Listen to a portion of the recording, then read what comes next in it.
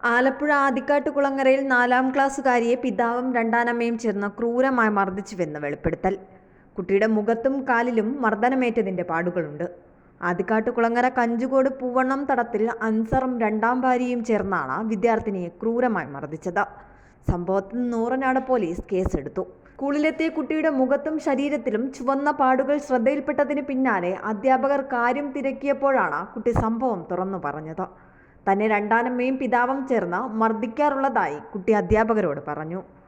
തുടർന്ന് സ്കൂളിലെ അധ്യാപകരാണ് വിവരം പോലീസിനെ അറിയിച്ചത്. 4ാം ക്ലാസ്സുകാരിയായ കുട്ടിയുടെ സ്കൂളിലെ നോട്ട്ബുക്കിൽ നിന്നും തന്റെ അനുഭവക്കുറിപ്പും കണ്ടെത്തിയിട്ടുണ്ട്. അതിൽ എഴുതിയിരിക്കുന്നത് പ്രകാരം കുട്ടിയെ രണ്ടാനമ്മയും പിതാവും ക്രൂരമായി അടിക്കാറുണ്ടെന്നും ചെറിയ കാര്യങ്ങൾക്ക് പോലും രണ്ടാനമ്മ വിദ്യാർത്ഥിയെ മർദ്ദിച്ചിരുന്നുവെന്നുമാണ്. അനിയനുമായി വഴക്കിട്ടപ്പോൾ അമ്മ വായയുടെ ഭാഗത്തടിച്ചു. വാപ്പിയും ഉമ്മയും എന്നോട് ക്രൂരതയാണ് കാണിക്കുന്നത്.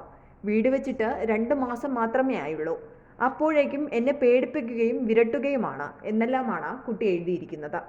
തന്നോട് വീട്ടിലെ ബാത്റൂം ഉപയോഗിക്കരുതെന്നും സെറ്റിയിൽ ഇരിക്കരുതെന്നും ഫ്രിഡ്ജ് തുറക്കരുതെന്നുമെല്ലാം രണ്ടാനമ്മ പറഞ്ഞതും കുട്ടി തന്റെ അനുഭവക്കുറിപ്പിൽ പറയുന്നു. കുട്ടി നേരിട്ട ഉപദ്രവത്തെക്കുറിച്ച് വീട്ടിൽ വിളിച്ച് തിരക്കിയാൽ അവർ വീണ്ടും കുട്ടിയെ മർദ്ദിക്കുമെന്നതിനാലാണ് സ്കൂൾ അധികൃതർ അച്ചമ്മയെ വിളിച്ചു വരുത്തുകയും പോലീസിന് വിവരം കൈമാറുകയും ചെയ്തത്. ന്യൂസ് ഡെസ്ക് വിസ്മയ ന്യൂസ്.